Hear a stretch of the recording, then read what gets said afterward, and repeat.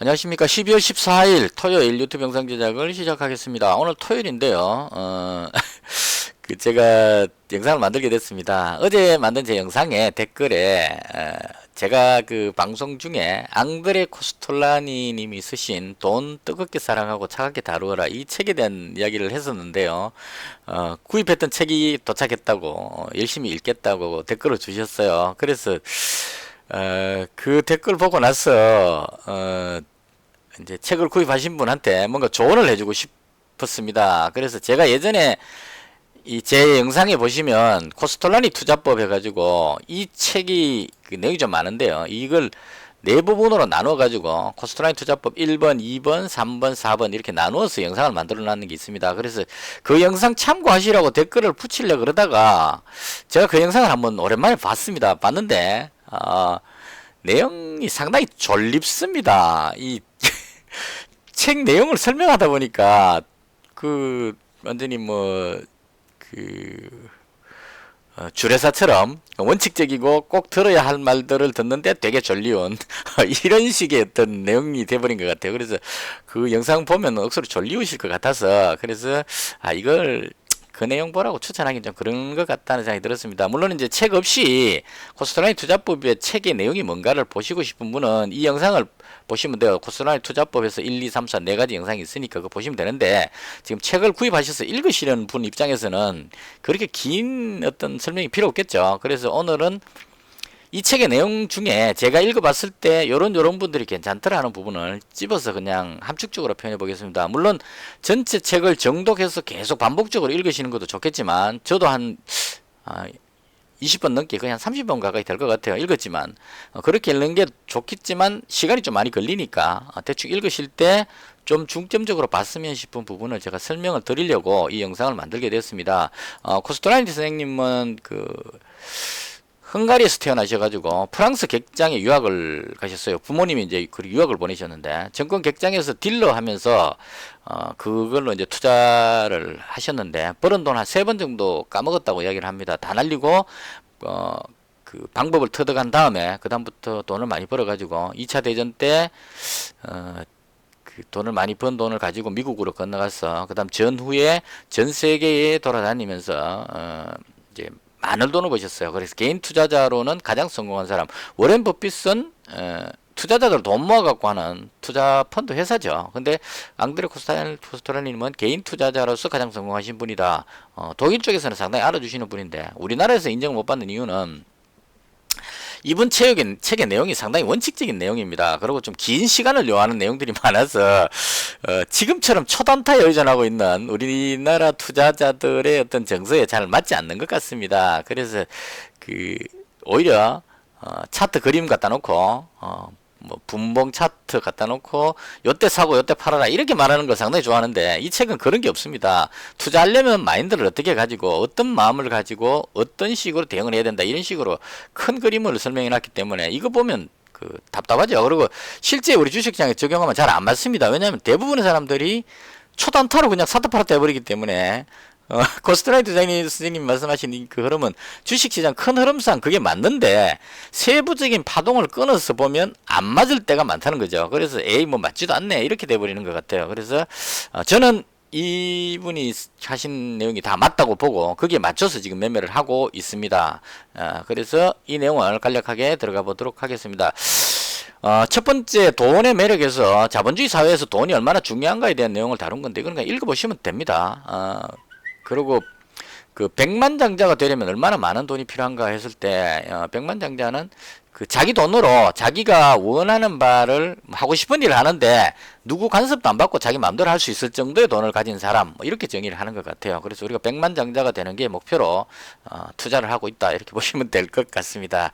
그 다음 돈의 매력인데요. 돈은 너무 멀지도 가깝지도 않게 해야 된다 이런 얘기입니다. 그래서 주식시장의 주가에 이제 대응할 때 막 올라갈 때 이걸 너무 사랑해갖고 따라가지 말고 그다음 주가가 막 떨어져갖고 모두가 막 던질 때 이럴 때 또 그 돈을 아끼지 말고 그냥 과감하게 부딪혀서 매수할 수 있는 이런 식의 마인드로 대응해야 되기 때문에 그럴 때 돈은 너무 멀지도 가깝지도 않게 너무 사랑하지도 말고 너무 또 버리지도 말고 이런 식의 어떤 거리를 둬야 된다 이런 의미로 설명해 놓은 것 같아요. 그다음 단숨에 백만장자 되기는 이건 그 재벌집 아들로 태어나는 방법이 첫 번째가 있고 그다음에 아주 돈 많은 사람하고 결혼하는 방법이 있겠죠. 그래서 이런 부분들이 이게 첫 번째 방법이고 그다음 두 번째는 빌 게이츠처럼 유망한 아이템을 개발해서 성공하는 방법 이게 있고 근데 대다수의 사람들은 이게 해당이 안 될 겁니다. 그래서 세 번째 방법이 투자를 한다입니다. 주식 투자든 무슨 투자를 해야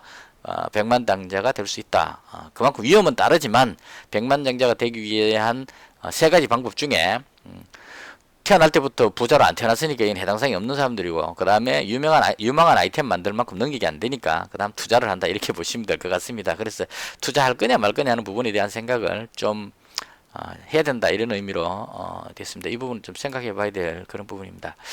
그 다음 이제 정권 동물원 해가지고 주식시장 주변에 있는 뭐 여러 가지들을 설명했는데요. 그 중에 아주 오랜 옛날부터 그 성경책에 보면 요셉인가 그 사람이 이집트로 건너가서 흉년이 되기 전에 곡식을 사모았다가 그 다음에 그 곡식 사모았다가 흉년 되었을 때 비싸게 파는 뭐 이런 식의 예를 설명을 해놨어요. 그래서 사람은 이 투기하는 이런 쪽에 심리가 깔려 있다는 어떤 그런 설명을 하는 것 같아요. 그다음 투자할 것이냐 말 것이냐인데 이 부분은 그 좀 생각을 해보셔야 됩니다. 이 부분 그 반복해서 읽어보시고요. 내가 지금 그 코스트라이트님 책에도 써놨습니다. 주식 투자를 하려고 찾아오는 사람한테 가진 돈을 우량주 매수해놓고 수면제 먹고 10년 동안 자고 일어나라 뭐 이런 식의 그러니까 앞으로가 호황 경제 성장기라는 그 시점이었기 때문에 그렇게 코스트라이트님 말씀을 하셨어요. 그래서 그 투자가 쉽지 않다는 걸 반증하는 겁니다. 샀다 팔았다 해갖고 돈 벌기 힘들다 이런 걸 이제 말씀하시는 거예요. 반증하면. 그래서 이 부분은 좀 생각해 보셔야 됩니다. 지금 이 방송 혹시 보시는 분들은 내가 과연 투자를 할 것이냐 말 것이냐에 대한 생각을 여기서 조금 해보실 필요가 있습니다. 여기에서 그 해놓은 그 내용 중에 이런 내용들이 있습니다. 돈이 아주 많은 사람은 투자할 수 있다 이렇게 해놨어요. 그러니까 아주 큰 부자는 SK 회장님인가요? 그분도 투자해갖고 몇 천억 날려 먹으셨는데 전혀 지장 없죠. 가진 돈이 그보다 훨씬 많기 때문에. 그래서 아주 큰 부자는 취미생활로 투자할 수 있다. 잃어버려도 전혀 지장이 없기 때문에. 그런데 돈이 조금밖에 없는 사람은 투자해서 안 된다 이렇게 써놨습니다. 이거 꼭 한번 생각해 보시기 바랍니다. 내가 버는 월급으로 먹고 살아야 된다, 가정을 부양해야 된다 하는 사람은 투자하면 안 된다고 써놨어요. 그래서 이건 꼭 생각해 보셔야 됩니다. 투자가 그만큼 쉽지 않기 때문에 잘못하다가는 지금 현재 있는 모든 것을 잃어버릴 수도 있다 이런 부분이기 때문에 할지 말지에 대해서 꼭 한 번 더 생각해 보십시오. 제가 당부를 드리겠습니다. 저는 어차피 발을 빠져버렸기 때문에 못 빠져나가니까 하기는 있는데 그 다음 그러나 세 번째 써놓은 게 뭐냐면 돈이 전혀 없는 사람은 반드시 투자해야 한다 이렇게 써놨습니다. 돈이 전혀 없기 때문에 돈 벌기 위해서 투자해야 된다 이런 얘기죠. 그래서 돈이 뭐 이것도 저것도 없는 사람은 알바를 했든 뭘 하든 해서 그 노잣돈 마련해 가지고 투자를 해서 성공해야 된다 이런 쪽으로 써놨습니다. 좀 아이러니한 표현이긴 한데 그래서 그 제가 이 부분을 가지고 이제 그 한 것은 저도 그 밥 먹고 사는 정도밖에 안 됐기 때문에 투자하면 안 되는 사람이었는데 전업 투자를 한번 해봤었고요. 그래서 그 위험을 알기 때문에 지금은 먹고 사는 부분은 다른 쪽으로 업을 가지고 하면서 1,000만 원이라는 자금만 가지고 그걸로 매매를 경험을 쌓고 있는 중입니다. 그래서 경험이 부족한 상태에서 여기에 모든 걸 걸어 가지고 대출을 받거나 뭐 이것저것 그 적금 들어가는 거 깨거나 이렇게 해서 하시면 안 되고요. 꼭 하시고 싶다면 제 이야기 한다고 해서 지금 하고 안 하고는 이미 마음적으로 결정돼 있죠. 다 할 겁니다. 하려면 여유 자금으로 해야 되는 겁니다. 예를 들어서 그 뭐 내가 가정주부다 그러면 달달이 얼마씩 쭉쭉 아껴 모았다가 한 100만원 혹은 200만원 모였다 그럼 그걸로 하는 거예요. 그것만 가지고 하다가 그 막 급등하기 전에 팔아본데 급등해가지고 억울해서 확 따라갔는데 왕창 날려 먹었다 억울하니까 아이 내가 200만원 해갖고 날렸는데 이번에는 500만원이다 하고 빌려오고 이렇게 하면 안 된다는 얘기예요. 그래서 꼭 자기가 투자할 수 있는 범위 내에서 이 자금으로 하시기를 권해드리겠습니다. 그 다음 여기 뭐 정권시장에 있는 여러가지 설명이 나는데 이건 그냥 재미로 읽어보시면 가볍게 읽어보시면 돼요.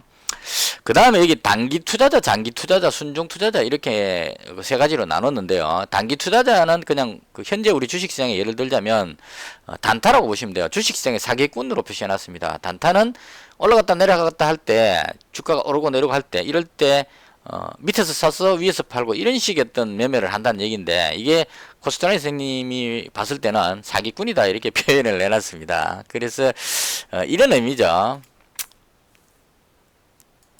자, 어떤 의미냐 하면 그러니까 주식 시장에서 만약에 예를 들려면 좀 아무거나 예를 들어 볼게요. 그러면 제가 등록해놓은 제일 첫 번째 종목, 단타는 거의 분봉을 가지고 가죠. 한 3분봉 정도 가지고. 그러니까 이렇게 급등했을 때는 이해가 잘 안 되는데, 여기서 샀다가 여기서 팔고, 내려오면 여기서 샀다가 여기서 팔고, 여기서 샀다 여기서 팔고, 여기서 샀다 여기서 팔고, 여기서 사가 여기 팔고, 이렇게 해갖고 하루에 10번만 하면 2%씩 10번 하면 20%를 번다. 이게 이제 그 관점인데요. 실제로 해보면 그게 아닙니다. 이 그림상으로 우리가 지나고 나서 보면 하루 중에, 자, 요 아래쪽이니까 여기서 사고, 올라갔으니까 여기서 팔고, 이렇게 하면 된다고 생각을 할 수 있죠. 근데 실제로 해보면 그게 아니죠. 여기가 미친지를 알 수가 없는 겁니다. 그러니까 여기가 아래다 생각하고 여기서 샀는데, 올라갈 줄 알고 샀는데 이렇게 돼버린다는 얘기입니다. 그래서 실제로 해보면 대다수 사람들 이렇게 됩니다. 올라갈 줄 알고 샀는데 사고 나면 내려갑니다. 그럼 아니고 손절하고 나면 다시 올라가죠. 거꾸로 됩니다. 대체로. 그래서 하다 보면 잘하면 본전, 아니면 손실 본다. 이게 단기 투자자다 이런 얘기입니다. 근데 코스탄리 교수님이 말씀하시는 장기 투자자는 여기서 산다는 거죠. 그러니까 주봉이나 월봉 보고, 얘가 거의 한 28,000원대에서 한 6,000원대까지 내려왔으니까 이제 더 이상 안 빠질 것이다. 월봉상으로 봤으니까 연도로죠. 1년치가 이렇게 나오니까 연수로 왔을 때 거의 바닥권입니다. 여기가 이 종목에. 그러면 한 이 정도 왔을 때 여기서 산다는 얘기죠. 사갖고 올라갈 때까지 기다리는 겁니다. 긴 시간을. 이걸 주봉으로 보면 이렇게 되겠죠. 주봉은 이제 다 안 나오네. 일단 그렇게 해서 일봉 매매로 봤을 때 여기쯤에서 사가지고 이쯤에서 사가지고 여기서부터 이렇게 샀겠죠. 사가지고 여기서 지금 팔고 있을 거란 얘기입니다. 이쪽에서. 이게 장기 투자자다 이런 얘기입니다. 그래서 투자자 방법 중에 단기 투자는 사기꾼이고 장기 투자를 하는 것이 좋다 이런 얘기인데, 우리나라 정서상 이 장기 투자가 잘 안 됩니다. 워낙 급변하고 있기 때문에 사가지고 1년 10년 이렇게 묻어놓기가 쉽지가 않죠. 그리고 저처럼 1,000만원 투자자가 예를 들어서 1,000만원치 사갖고 10년 뒤에까지 묻어놓으면 2배 오르면 1,000만원이죠. 이렇게 해갖고는 안 된다는 얘기죠. 그래서 제가 선택하는 방법은 순종 투자자입니다. 순종 투자자는 장기 투자자하고 단기 투자자의 중간쯤에 되는 사람을 순종 투자자라고 표현해 놨습니다. 그래서 이 부분은 뭐 여러 가지 뉴스라든가 많은 이런 정보들을 보고서 그 중에서 핵심적인 걸 딱 집어내 가지고 자기가 생각하는 어떤 생각을 가지고 매매하는 이런 소신을 가지고 매매하는 걸 가지고 순종 투자자라고 해놨습니다. 이 부분 좀 주의 깊게 좀 읽어보시면 도움이 될 것 같아요. 그래서 순종 투자자가 되는 것이 좋다. 단타는 답이 아니고 장기 투자자는 돈이 적은 사람들한테는 잘 해당이 안 된다. 돈 많은 사람들이 가능하죠. 한 2억, 뭐 1, 2억 정도 묻어놓고 1년 뒤에 팔겠다. 이런 식으로. 지금 그렇게 하시는 분도 있을 겁니다. 삼성전자 아주 살 때, 삼성전자가 바닥권일 때, 일봉상으로 봤을 때, 삼성전자가 바닥 쪽에 헤매고 있을 때, 이때 잡아놓고, 아직까지 가지고 계신 분이 있을 수 있습니다. 이따가 이제 좀 더 주식시장에 돌아와가지고 얘가 월봉상으로 봤을 때 삼성전자를 한 이때쯤 가졌다면 이게 한 6, 7만원 정도 갔을 때 2배 정도 남기고 팔면 1년 동안 1억 벌었다 이렇게 되겠죠. 그래서 이런 식의 장기 투자가 가장 좋긴 한데 우리가 그렇게 투자할 입장이 못 되니까 부득이하게 순종 투자자를 하고 있다 이렇게 보시면 될 것 같습니다. 그 다음 투자는 무엇을 할 것인가 하는데 여러 가지 뭐 채권 뭐 등등 뭐 외환 이렇게 있는데 이 중에서 지금 가장 좋은 것은 주식 투자가 가장 좋다 이렇게 정리하시면 될 것 같습니다. 그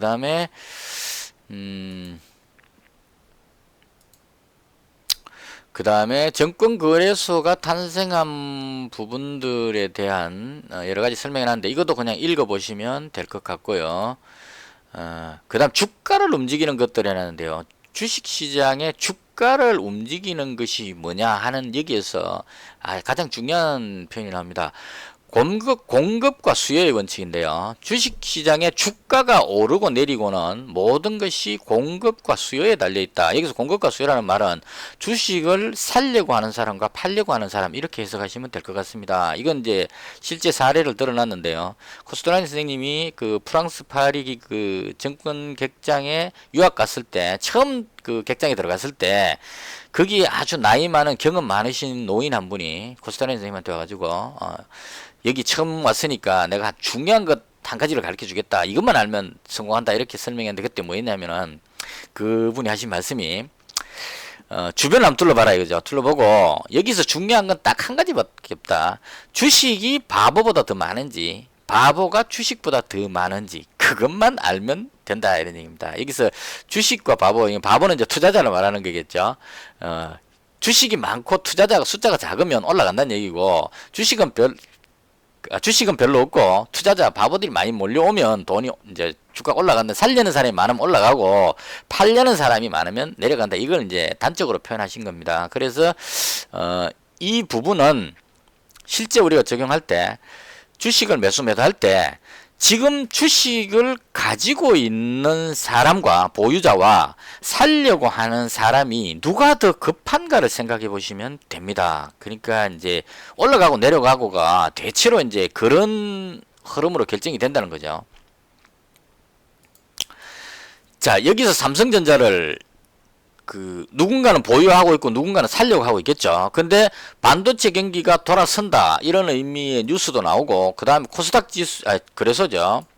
코스피 지수가 반등 흐름을 보이면 삼성전자가 올라갈 것이라는 생각이 들 거란 얘기죠. 그럴 때 삼성전자를 사고 싶은 사람은 많은데 가지고 있는 사람은 팔려고 하지를 않는다는 얘기입니다. 그럴 때 주가가 올라간다는 얘기입니다. 이건 이제 당연한 이야기를 하는 건데 이게 제일 중요하다는 얘기입니다. 주가가 올라가고 내려가는 경우는 살려고 하는 사람이 많으냐 팔려고 하는 사람이 많으냐 혹은 살려고 하는 사람이 더 급하냐 아니면 팔려고 하는 사람이 더 급하냐 이걸 생각한다 이런 얘기입니다. 그래서 이걸 이제 실제 적용해 보면 제가 지금 가지고 있는 종목을 간단하게 생각해 볼게요.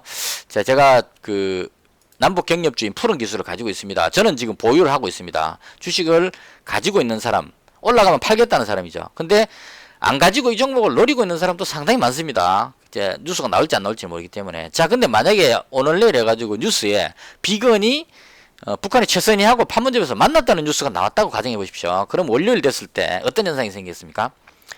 저는 이 가격이 안 팔겠죠. 왜냐면 북미 간의 회담이 될 것 같은 생각이 들기 때문에 안 팔려고 한다는 얘기죠. 근데 살려는 사람은 뉴스 떠버렸다 이러고 이제 살려고 이제 매수 주문을 넣는 거죠. 근데 매수 주문 넣는데 팔려는 사람이 안 판단 말이에요. 그러면 주가가 갭으로 떠가지고 붕 떠서 올라간다 이런 얘기입니다. 그래서 이런 식으로 모든 주가에 오르고 내리는 거를 차트 모양이 이렇기 때문에 여기서는 뭐 지지 저항을 받고 어쩌고 저쩌고해서 요 저항선을 뚫었기 때문에 올라간다 이런 식으로 설명하는 게 아니고 현 상황에서 그 차트로 설명하는 사람은 보통 그렇게 설명할 겁니다. 분봉상으로 봤을 때 지금 약간 돌려놓은 상태이기 때문에 여기서 이 점을 돌파하면 17,350원, 17,400원을 강하게 돌파하면 위로 올라간다 이렇게 설명을 한단 말이에요. 근데 그게 맞는 말이긴 합니다. 근데 이렇게 되는 이유가 살려고 하는 사람들이 급해졌다는 얘기입니다. 그러니까 북한하고 미국하고 뭔가 돼야 될 것 같은 조짐이 보인다. 그래서 살려는 사람이 많아지기 때문에 매수세가 강하게 들어오니까 이걸 강하게 치고 올라간다 이런 얘기죠. 그래서 해석할 때 저는 그렇게 해석하는 겁니다.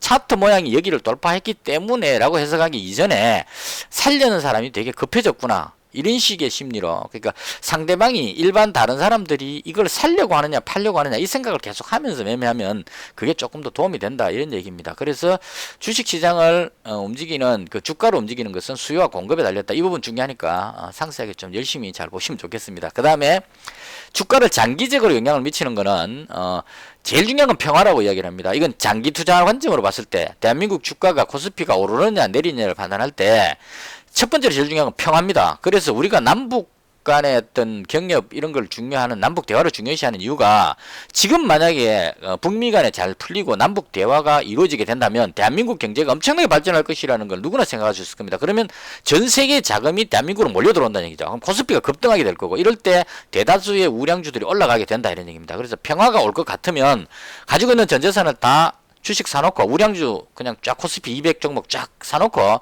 푹 자고 일어나면 10년 뒤에 부자가 돼 있다. 이게 코스톨라니 선생님 하시는 말씀이에요. 그래서 평화가 제일 중요하다는 얘기입니다. 반대로 북한에서 도발을 막 하고 북미 간 회담 깨지고 미사일이 핑핑 날아다닐 것 같은 이런 분위기가 생기면 돈이 다 빠져나가 버리기 때문에 주가가 내려간다 이런 얘기입니다. 그래서 평화가 오느냐 안 오느냐 이걸 큰 흐름으로 먼저 생각을 해야 되는 부분이고, 그 다음 장기적인 시각으로 봤을 때 경제 발전, 우리나라 경제가 어느 정도 성장하느냐, 이건 부수적인 두 번째 문제다 이런 식으로 설명을 해놨습니다.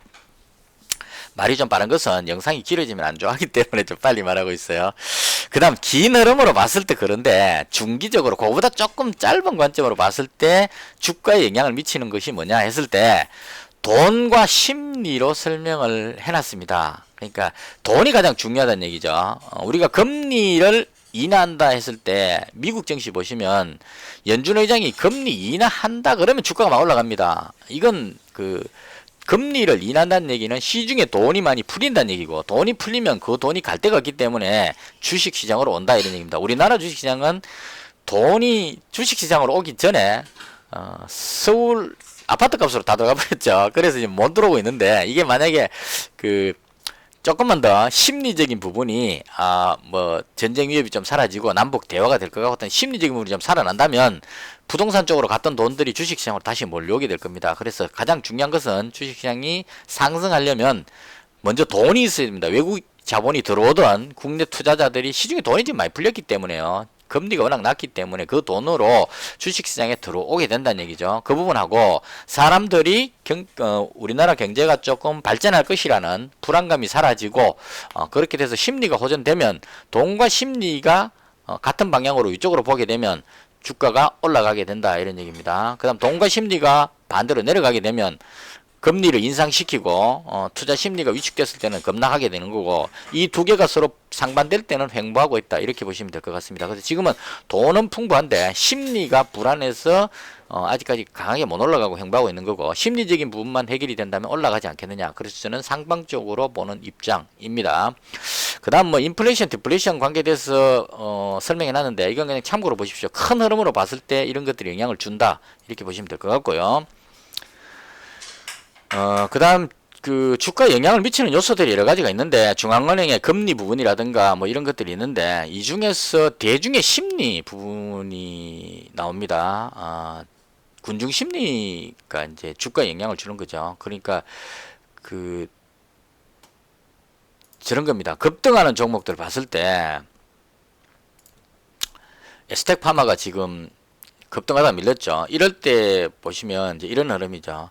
쭉 가고 있다가 갑자기 쫙 올라갑니다. 올라가면 사람들이 이게 상한가 가는 값다 싶어갖고 막 너나 할 것 없이 막 따라 올라갑니다. 세력들은 약간의 이제 흐름만 바꿔주는 거죠.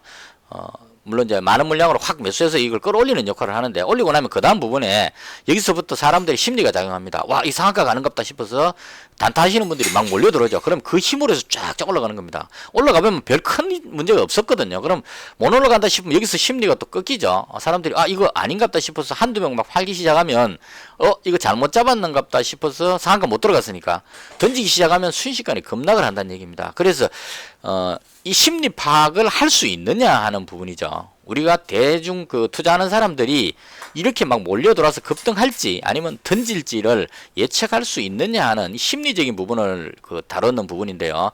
코스토나이 선생님이 설명하신 거는 군중 심리는 파악할 수 없다고 생각했는데 특정 부분에서 가능하다는 얘기입니다. 예를 들어서 극장에 사람들이 몰려 있는데 갑자기 불이야하고 연기가 퍼졌을 때 이 극장 안에 있는 사람들이 어떻게 할지는 예상할 수 있다는 얘기죠. 전부 다 출입문을 향해서 뛰겠죠. 이런 식으로 각각의 상황에서 군중심리가 어떻게 될지, 이 주가가 여기서 이렇게 가다가 여기서 갑자기 군중심리가 어떻게 될지는 모르는데, 이런 식의 어떤 현상이 나왔을 때 이때 경험 많은 사람들은 이 흐름 다음에 대다수의 사람들이 어떻게 할지를 촉으로 느낀다는 겁니다. 그래서 이런 부분에서 들어가게 되는 거죠.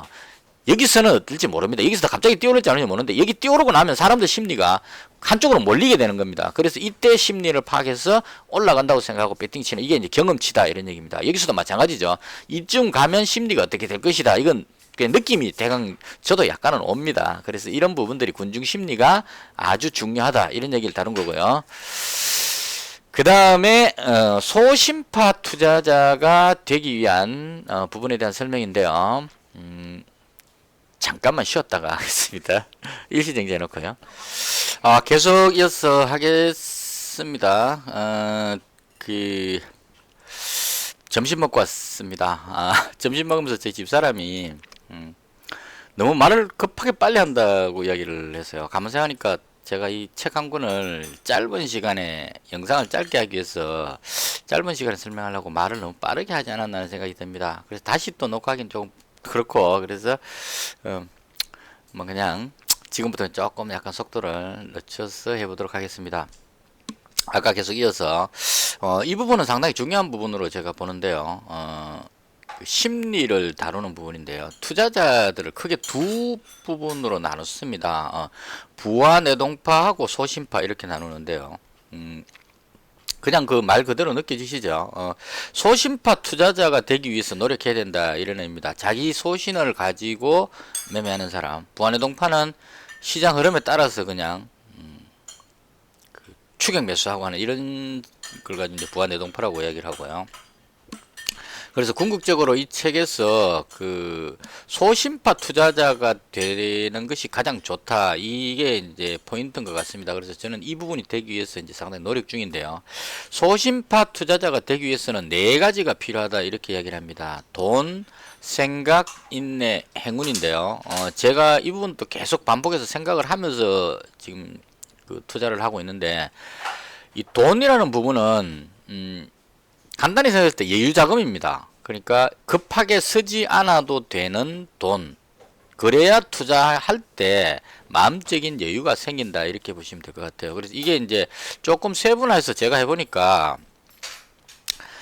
배팅할 때 금액도 상당히 중요한 것 같다는 생각이 듭니다. 그러니까 제가 1,000만 원을 가지고 수익을 올리기 위해서 1,000만 원을 한 종목에다 배팅하거나 혹은 미수 몰빵을 해서 한 3, 4천만 원으로 배팅을 했을 때는 약간의 주가가 출렁거려서 내려와도 견디기가 힘듭니다. 왜냐하면 손실이 예를 들어서 1,000만 원 배팅을 했는데 한 5% 정도 빠지면 50만 원의 돈이 마이너스가 나버리죠. 그래서 견디기가 힘들어진다는 얘기입니다. 그래서 좀 여유를 가지기 위해서 요즘 제가 한 50만 원씩 나눠서 매매를 하는데요. 그러니까 50만 원 배팅했다가 좀 괜찮아 보이면 추가해서 한 100만 원 정도 이렇게 하면 예를 들어 1,000만 원을 가진 사람이 100만 원으로 한 종목 배팅하면 이거 뭐 5% 빠져봐야 5만 원 정도.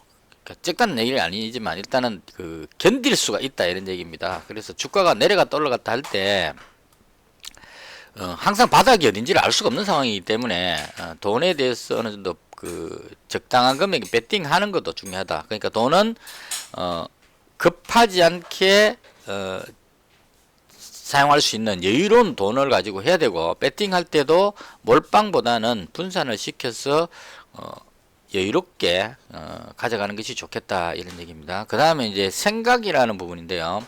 돈이 있다면 얘기입니다. 주식 투자를 하려면 여유로운 돈이 있어야 되고, 그 다음으로 주식을 매매할 때 생각을 하고 매매를 해야 된다 이런 얘기입니다. 이 생각이 맞고 틀리고 중요한 것이 아니고, 그러니까 그 차트 보고 이 종목이 뭐 하는 회사인지도 모르고 그냥 그림 보고 요런 모양일 때는 사고 요런 모양 팔 때 이렇게 이제 보통 그 사람들이 하는 경우가 많습니다. 그러니까 이런 경우를 예를 한번 들어볼까요?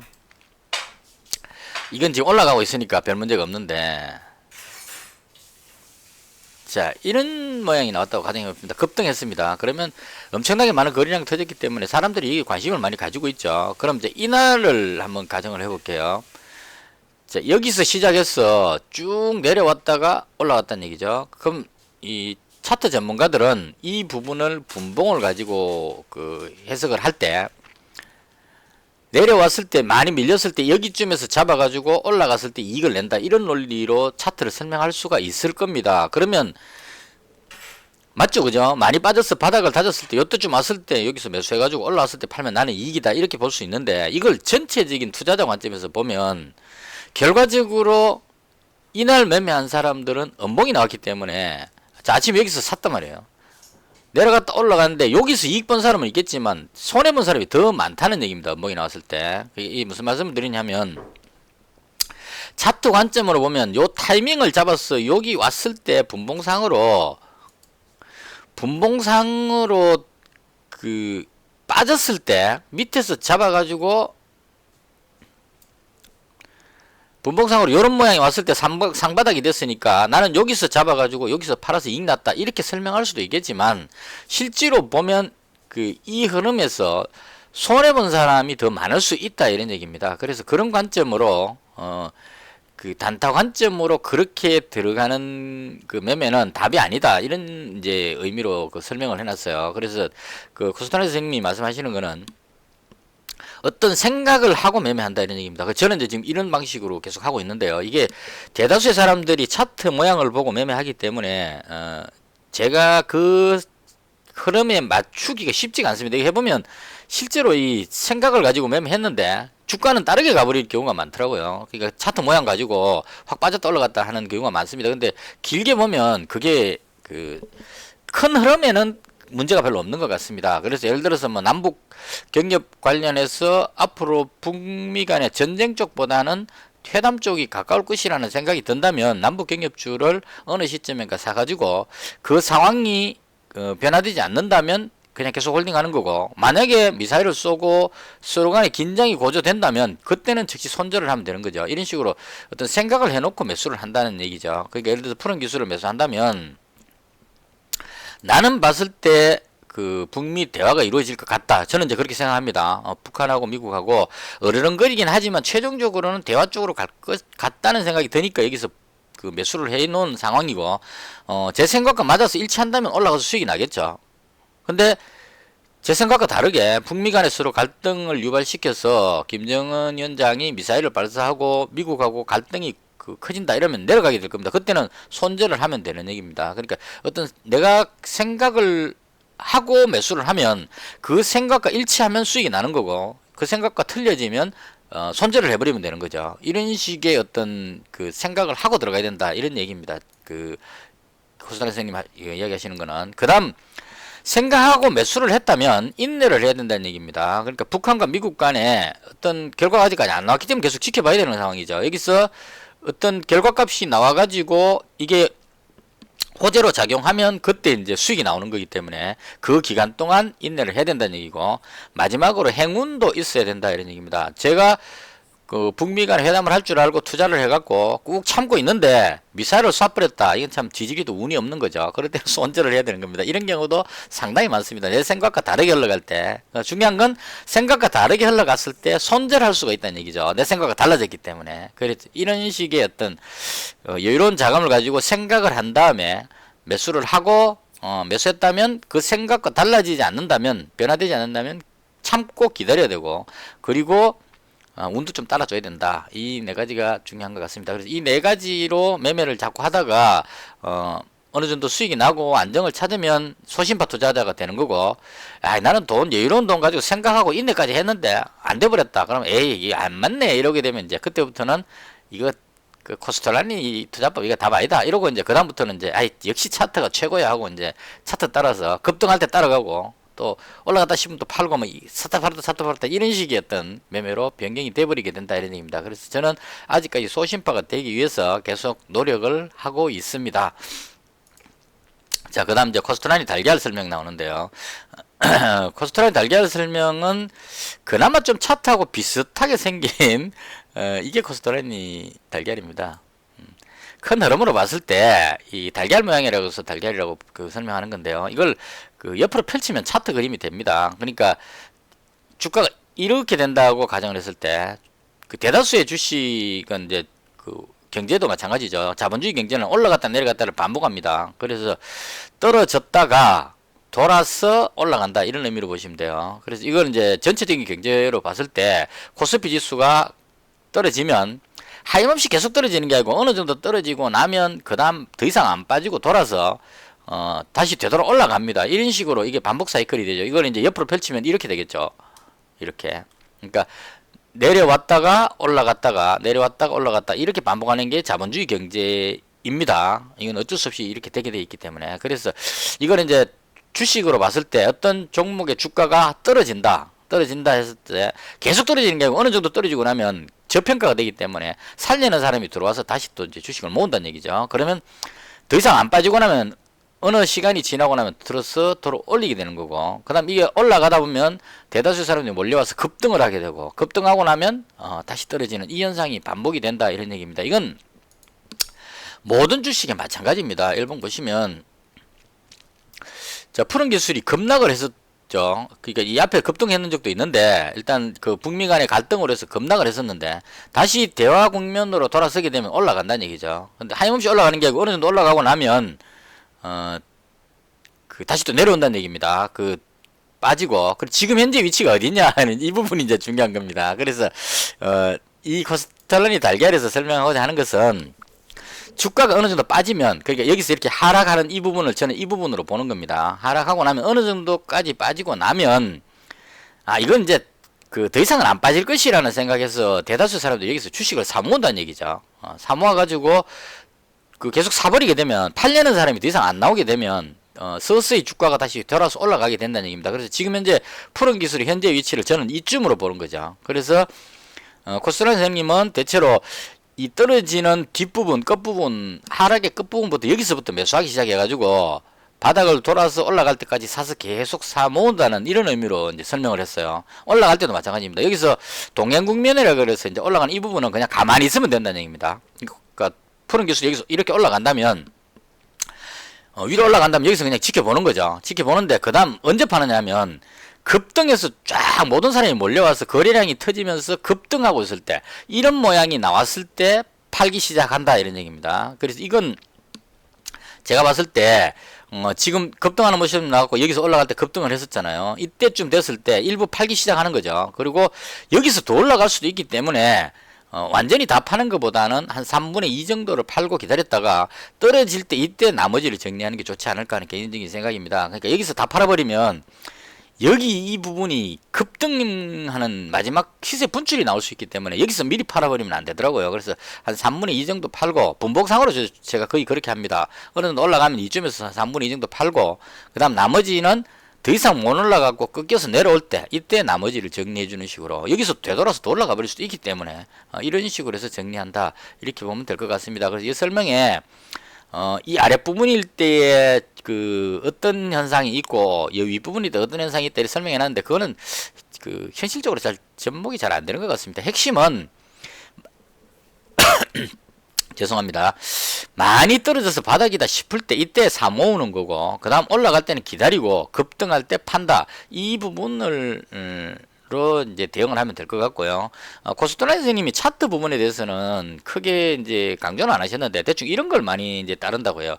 저도 그 부분을 따르는데, 예를 들어 올라간다 칠 때 올라가다가 1차 상승하다가 맞고 떨어지고, 그다음 2차 상승에서 떨어지면 보통 이걸 상봉이라고 보통 이야기하죠. 이런 식으로 됐을 때는 더 올라가기가 힘들더라, 떨어질 가능성이 높더라, 이런 식으로 이제 해석하는 거죠. 그다음 떨어질 때도 마찬가지입니다. 바닥으로 떨어졌다가 들어 올렸는데 다시 밀려서 되돌리면 상바닥 의미로 해서 올라갈 가능성이 높더라, 이 가능성입니다. 어디까지나. 지금 여기도 마찬가지죠. 만약 여기서 꺾여서 내려온다면 이쯤 되면 다시 대바닥 올라갈 것이라는 생각을 사람들 하게 되죠. 그럼 이때 매수를 하게 되는 거고, 올라간다면 이쯤 가면 일부를 이익 실현해 주는 것도 괜찮은 방법입니다. 왜냐하면 앞쪽에 여기 매물이 있기 때문에 분봉상으로 만약 쫙 올라간다면 여기쯤에서 한번 맞고 이 부분을 돌파하기 위해서 좀 흐름이 있다가 다시 내려와 버릴 수도 있고 돌파할 수도 있다는 얘기입니다. 그래서 이런 부분들에 대한 것은 차트를 저도 참고를 합니다. 대충 이쯤 오면 매수 타임으로 보는 거고, 이쯤 오면 1차적인 매도, 여기 오면 2차적인 매도, 이런 식이 되겠죠. 그 다음 더 올라간다면 다 팔아버리는 식으로 이 정도 먹으면 충분하다, 이런 식의 대응을 하면 될 것 같습니다. 그 차트는 그런 정도로 설명을 해놨습니다. 뭐 차트를 믿고 매매하는 그런 건 아니었기 때문에. 그래서 코스트라인의 달걀 부분 읽어보시면 괜찮고요. 그 다음에 이제 이 아래쪽에 있는 뭐 튤립 투기라든가 이런 것들은 투자자들이 어떤 식으로 몰리게 되느냐, 여기 튤립 투기는 책에 참 재밌게 써놨습니다. 네덜란드의 튤립 투자가 한참일 때 새로운 어떤 튤립 뿌리가 아주 비싸게 몇 천만 원, 몇 억씩 되는 그런 시절까지 올라갔다는 얘기죠. 그래서 그런 꼭지점에 올라가고 나면 사람들의 심리가 몰려들게 되면 하이머시 막 올라갈 것처럼 튤립 뿌리 하나에 몇 억씩 한다는 얘기죠. 근데 그 튤립 뿌리를 아주 큰 부자가 재산 과시하려고 몇 억짜리 튤립 뿌리를 사갖고 파티를 열었죠. 사람들 초대해갖고. 초대했는데 참석했던 그 회사 소속된 선장이 밥 먹으러 들어왔다가 테이블 위에 그 아주 맛있는 양파를 올려놓은 걸 보고 앉아갖고 그걸 칼로 잘라서 먹어버렸어요. 근데 그게 몇 억짜리였다는 얘기죠. 그래서 그걸 본 순간에 사람들이 아, 저건 그냥 튤립 뿌리일 뿐이다는 생각이 들어서 그때부터 폭락이 일어났다 이런 얘기입니다. 그래서 주가는 대체로 심리적으로 움직인다는 그런 설명을 해놓은 그 실예를 설명해놨습니다. 그 다음 저기 뭐 강세장 투자자인가 약세장 투자자인가 이 부분은 우리가 주가가 올라갈 때 그 수익을 낼 수도 있고 내려올 때 수익 낼 수도 있습니다. 물론 개인들은 공매도가 안 되기 때문에 어려운데 선물 옵션 쪽으로 하시게 되면 하락 쪽에 베팅을 하면 내려올 때 수익을 볼 수도 있죠. 그래서 저도 이 한때 그 전업 투자할 때 주식 쪽보다는 선물 옵션이 낫다고 생각했어요. 왜냐하면 주식은 종목을 올라간다고 생각해서 종목을 샀는데 내 종목은 안 올라가고 딴 것만 다 올라가 버린 경우는 많죠. 그래서 이건 못 맞추겠다 해가지고 선물 옵션은 올라가는지 내려가는지만 알면 되니까 그렇게 해서 그쪽을 해봤는데 이게 또 그 해보면 또 잘 안 됩니다. 그러니까 내려갈 때 배팅 쳤는데 올라가 버린 경우가 많아요. 그래서 이 부분에 대한 설명하고 나서 코스톨라니 선생님도 그 매도 쪽도 해보고 매수 쪽도 해봤는데 초보 투자자라면 처음 시작하는 사람이라면 강세장 투자자가 되는 것이 좋다. 그러니까 올라갈 때 베팅하는 일반적인 주식 매수해서 올라갔을 때 파는 이쪽 한쪽을 보는 것이 좋겠다. 이런 식으로 설명을 해놨습니다. 그 다음에 이제 그 주식 시장에 여러 가지 이제 발생하는 것들에 대한 설명인데요. 여기 페타꼼플리 현상이라는 거 있는데 이 부분 그 주의 깊게 보실 필요가 있습니다. 기정사실이라고 해석을 하는데요. 이건 이제 이런 거죠. 그 우리가 예상했던 그 현상이 실제로 이루어졌을 경우 이때를 이제 페타꼼플리라고 그러는데요. 뭐 보통 투자자들이 재료 노출 이렇게 이야기하죠. 그러니까 예를 들어서 미중 간의 무역 협상이 타결될 것인가 말 것인가 가지고 최근에 막 고민하다가 1차 타결이 됐습니다. 그럼 타결되면 급등해야 된다 생각하는데 미증시가 지금 힘이 별로 없다는 얘기죠. 왜냐면 우리가 기대하고 이미 어느 정도 생각했기 때문에 이해보다 이게 낫겠다. 어떤 기업이 실적이 향상될 것이다 해서 실적이 급등할 것이라는 예상을 하게 되면 주가는 미리 움직인다는 얘기죠. 올라가기 시작합니다. 실적 발표하기 전에.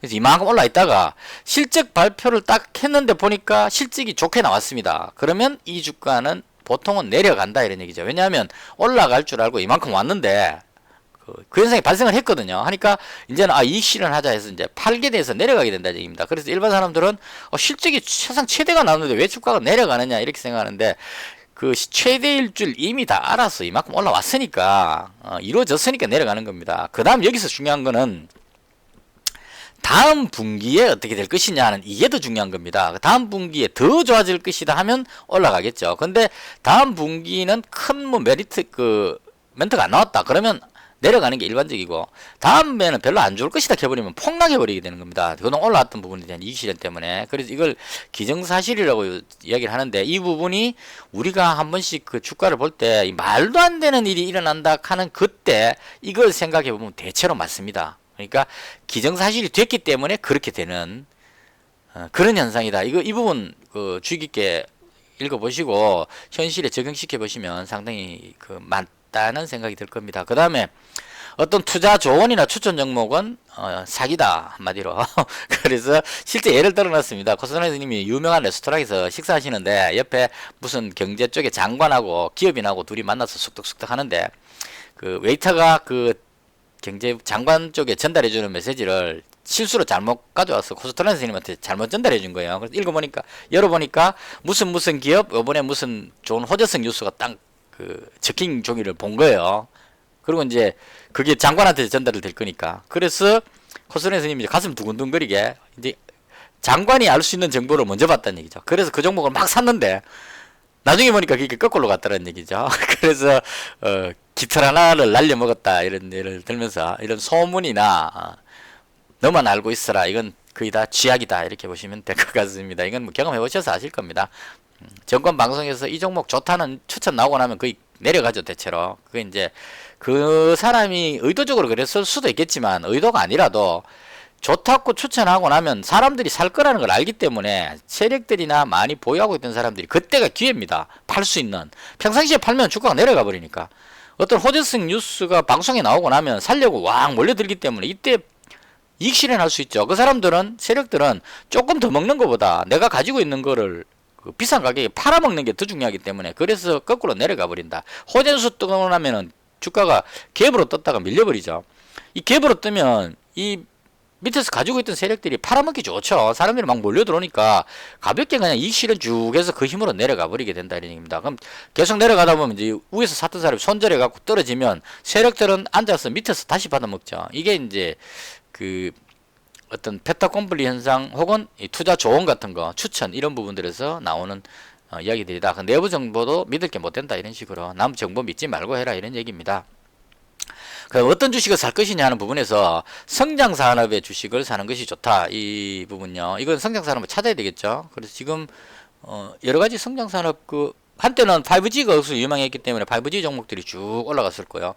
만약에 또 그 요즘은 뭐 빅데이터 데이터 관련해서 나오는데 데이터 3법 통과 뭐 이런 쪽으로 하면 또 그 관련주들이 움직이겠죠. 그래서 이건 이제 상상력으로 해야 되는 겁니다. 그러니까 앞으로 성장이 될 것 같은 그런 파트 섹터를 지금 같으면 반도체 경기가 살아날 것이다 이렇게 되면 그동안 그 반도체 부품주들 이런 주들이 전부 다 오를 것이다 하기 때문에 저도 주말에 그런 종목들 쭉 찾겠죠. 찾아가지고 사놓으면 올라갈 가능성이 높다.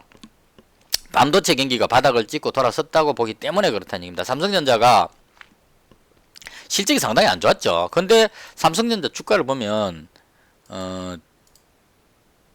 지금 최고가를 돌파해버렸습니다. 이 말로 설명이 안 되죠.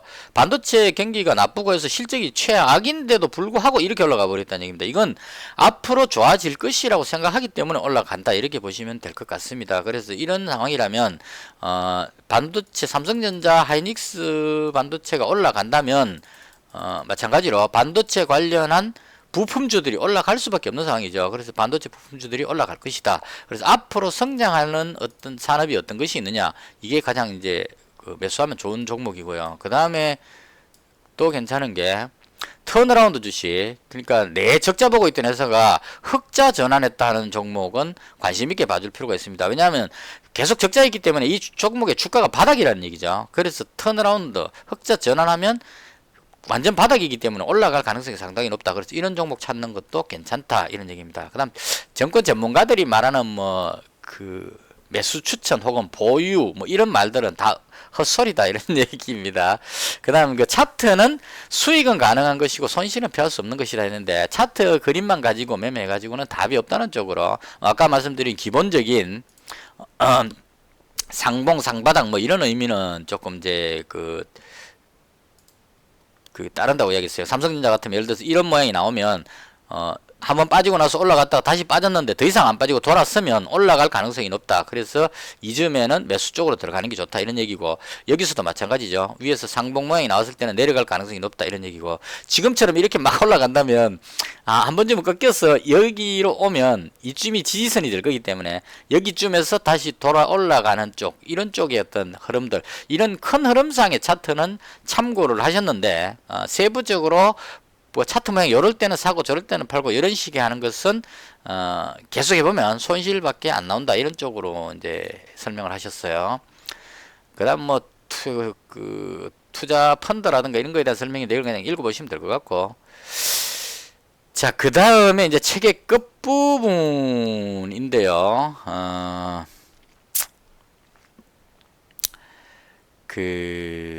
모험을 하고자 하는 사람들을 위해서 이제 끝부분에, 이건 이제 코스나 선생님이 마지막 부분에 내가 이렇게 여러 가지 설명을 해줬는데 안 하면 좋겠지만 그래도 투자를 하고 싶은 사람들을 위해서 이제 마지막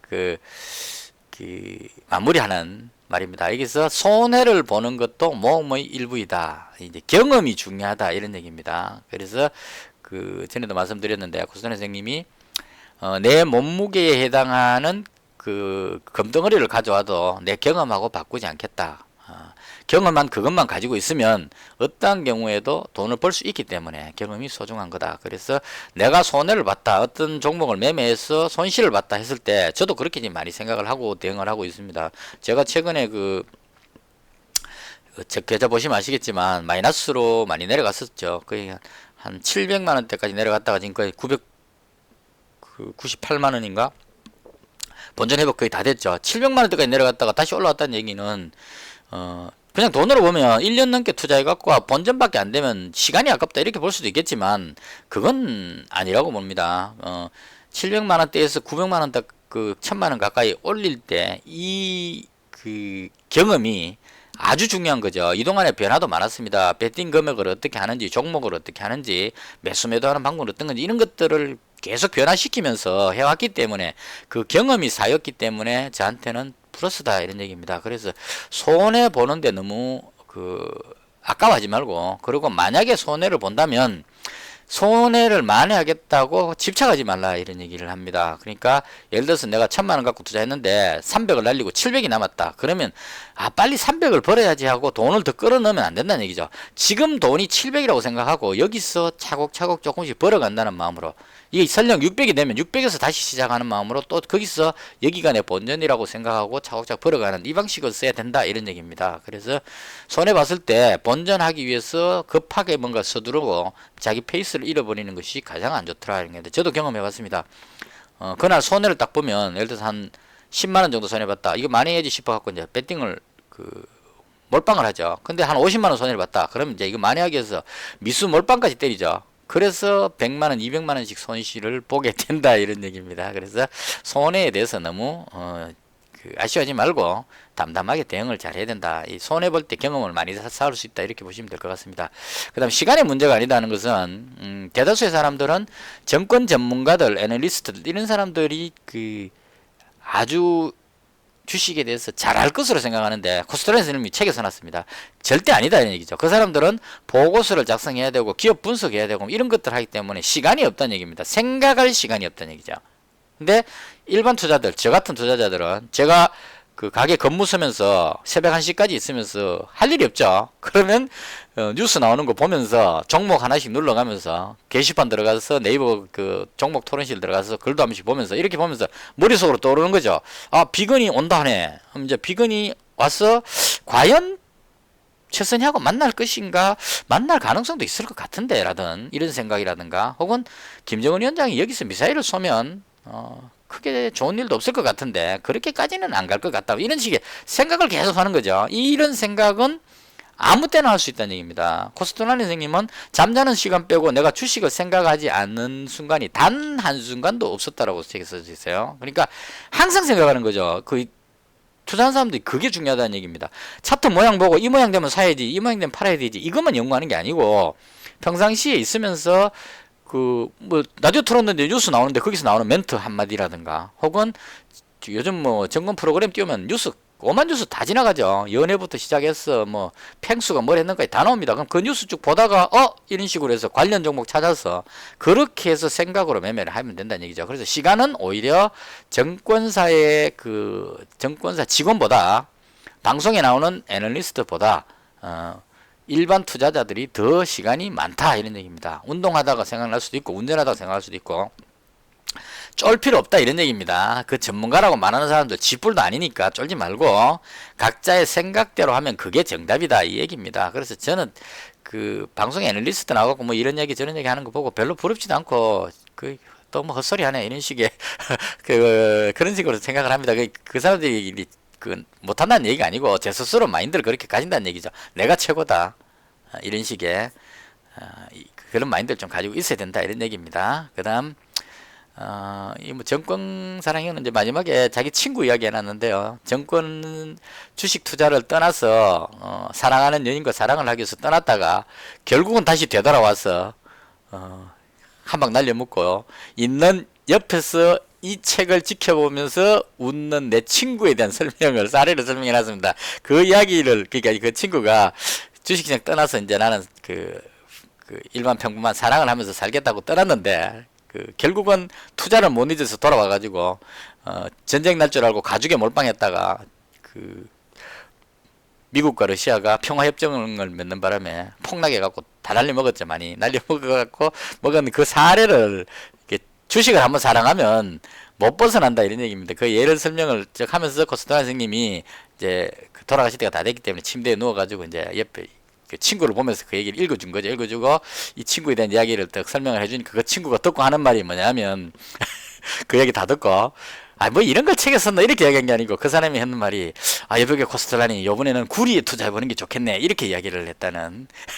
한번 투자하는 사람은 끝까지 투자한다 이런 이제 사례를 설명을 해놓은 겁니다. 그냥 저는 재밌게 봤어요.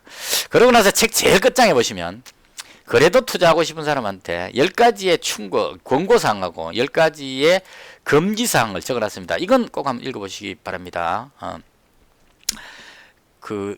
읽어보시고 이 부분을 본인한테 적용을 계속 해보시면 나름 도움이 됩니다. 10가지 있는데요. 그냥 시간이 없어서 그냥 보여드리겠습니다. 직접 한번 보십시오. 이 내용이 대체로 잘 맞습니다. 그다음 금기사항 있습니다. 추천 종목 따르지 말고 뭐 이런 식으로 해서 손실을 다시 회복하지 마라. 이거 계속 저도 메모해가지고 수첩에 넣고 읽은 적도 있습니다. 근데 지금은 이제 대부분 다 제 걸로 소화가 됐기 때문에 가끔씩만 봅니다. 그래서 이렇게 해서 코스트라인 투자법이 책 설명이 모두 완료가 되어 있습니다. 오늘 제가 말이 좀 많은 편인가 봐요. 그건 한 55분 1시간 가까이 해버려 갖고 이 긴 영상을 누가 보겠느냐 하는 의문이 좀 들긴 하지만 그렇더라도 또 책을 사셨다는데 제 이야기를 듣고 구입하신 분이 계신데 그냥 가만히 있기 또 조금 허전해서 그래서 한번 시도해 봤습니다.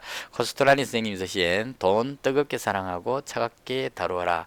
대다수의 사람들이 차트에 몰입해서 분봉 차트 띄워놓고 단타 매매에 열광하고 있는 이 시점에 당장 에스텍 파마를 띄워놓고 이 모양일 때 여기쯤에서 들어가서 잡아서 올라가서 팔고 뭐 이런 식의 계산을 하고 있는 이 시기에 이 종목이 뭐죠?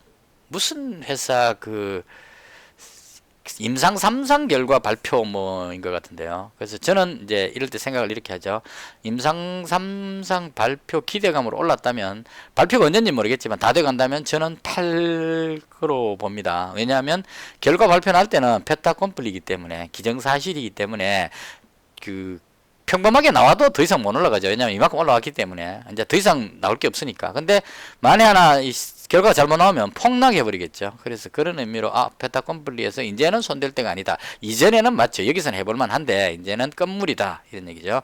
왕이 부장이 방한한다 했을 때 방한하기 전에 중국 관련주들이 오르죠. 근데 방한하고 나면 다시 내려버립니다. 그러고 나서 이제 그 다음 또 뉴스에 따라서 또 움직이고 뭐 이런 식으로 생각을 하면서 매매하는 이런 코스트라니 투자법이 지금 필요할 때가 아닌가 이렇게 생각합니다. 왜냐하면 주식은 모든 사람들이 그렇다고 생각할 때 반대로 가기 때문에 이건 아마도 맞는 것 같습니다. 예전에 엘리엇이라는 사람이 엘리엇 파동을 연구를 했죠. 그러니까 주식 차트를 띄워놓고 월봉부터 해서 주봉 뭐 일봉 다 봤겠죠. 주식 차트를 몇십 년치를 띄워놓고 다 분석해 보니까 올라갈 때는 한 3단계 정도로 뭐 1파, 2파, 뭐 3파 이런 식의 3단계 정도로 올라가고 내려올 때는 1파, 2파 이런 식으로 떨어지더라. 이런 식의 어떤 인원을 찾아가지고 억수로 적중률이 높아서 유행을 했었다고 합니다. 근데 대다수의 사람들이 그렇게 따르다 보니까 그 파동이 이제 꼬이기 시작하는 거죠. 모두가 다 그렇게 생각하기 때문에 그런 모양이 안 나와버린다는 얘기입니다. 그래서 꼬이는 현상이 발생을 하는 거고, 그 다음 뭐 일본 사람이 무슨 또 거물망으로 해갖고 뭐 복잡한 그림 해갖고 그것도 전문가가 또 나오는 설명하면 참 재밌습니다. 뭐 이때 올랐다면 144일 이후에 급등할 것이다 이런 식의 논리는 이제 그림을 갖다 놨죠. 그럼 여기서 다시 또 144일 뒤에 주가는 뭐 이런 식의 어떤 복잡한 계산을 하는데 그것도 그 사람이 처음 연구했을 때는 어느 정도 맞았을 겁니다. 근데 대다수의 사람들이 그걸 알고 나면 그건 또 답이 아니게 됩니다. 그때 되면 또 다르게 꼬이게 되는 거죠. 그래서 단타하는 것도 마찬가지입니다. 이런 모양이 나왔을 때 급등하더라 해서 대다수의 사람들은 지금은 이게 유행처럼 이제 흘러가는 것 같아요. 그러니까 분봉상으로 봤을 때 5분봉, 저는 5분봉 보니까요. 5분봉상으로 봤을 때, 자, 여기서 횡보를 했죠. 그러면 이 다음날 이 횡보하던 구간을 돌파하면 급등할 수 있다. 이게 이제 유행인 것 같습니다. 대체로. 그러니까 앞쪽에 고점을 돌파하면 그 강한 슈팅이 나온다. 이게 이제 유행처럼 나오는데 이것도 대다수의 사람들이 여기를 맞춰서 하다 보면 슈팅 나오는 척 하다가 다시 내려가 버리는 이런 식으로 바뀌어 버리게 됩니다. 그래서 모두가 추구하는 쪽은 답이 아닐 수 있고 그런 차원에서 지금은 여유로운 자금을 가지고 길게 보는 관점에서 여유로운 자금을 가지고 생각을 하고 매매를 하고 매수 후에는 인내를 하는 이런 식의 코스트라니 투자법을 따르는 소심파 투자자들이 돈 벌 수 있는 그런 기회가 될 수도 있지 않을까 해서 좀 길게 설명을 했습니다. 1시간짜리 영상을 만들었는데요. 제가 만든 게 힘든 게 아니고 이 긴 영상을 지금 이 순간까지 끝까지 들으신 분이 있다면 참 대단하신 분입니다. 보잘것없는 영상 끝까지 봐주셔서 감사하고요. 영상은 여기서 마치겠습니다. 주말 잘 보내시고요. 저는 월요일날 매매장 끝나고 다시 찾아뵙도록 하겠습니다. 시청하시느라고 고생하셨고요. 수고하셨습니다. 대단히 감사합니다.